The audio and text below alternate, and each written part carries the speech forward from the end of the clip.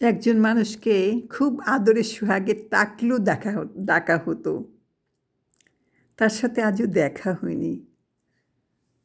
কথা হয়েছে শুধু একদিন, তারপরে দেখা হয়নি। দূরের মানুষ সে। সে একজন কবি, ভালো মাপের। তা যা হোক, তারে আমার ডাকা হতো ছদ্মনামে। সেই নামেই এই লেখাটা। তো সেই লেখাটা এখন বলবো।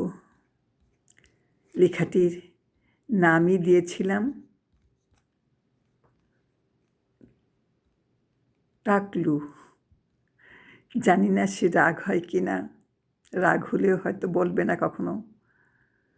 তবুও আমি অনেক দূরের যাত্রী, সেও অনেক দূরে।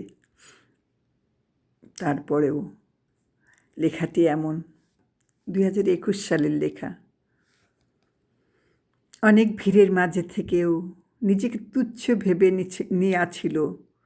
যাকে নিয়ে শব্দ সুর আসে, সে কি লুকিয়ে দেখে তাহার সেই ঝলমলে আকাশ ভরা মেঘে ঢেকে দিয়েছিল কে যেন, শুনিয়েছিল তবে কার সে সুর, কী রঙে ছবি এঁকেছিল, শুনিয়েছিল কেউ গোপন ভাজে কার স্মৃতি জমা রাখা, খুঁটিয়ে খুঁটিয়ে শুনেছিল, পেয়েছিল সে সুজনের দেখা।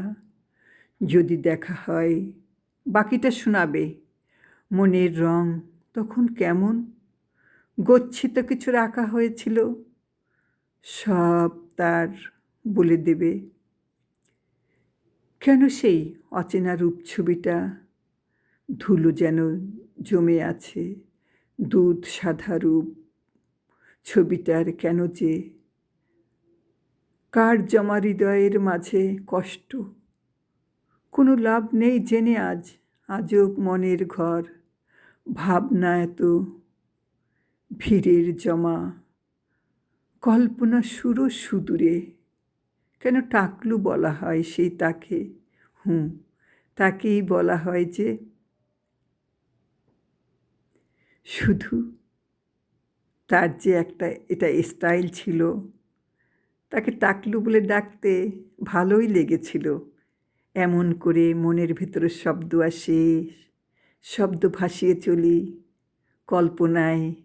দেখিনি বলেই অনেক রঙের কল্পনা আসে তাকে নিয়ে।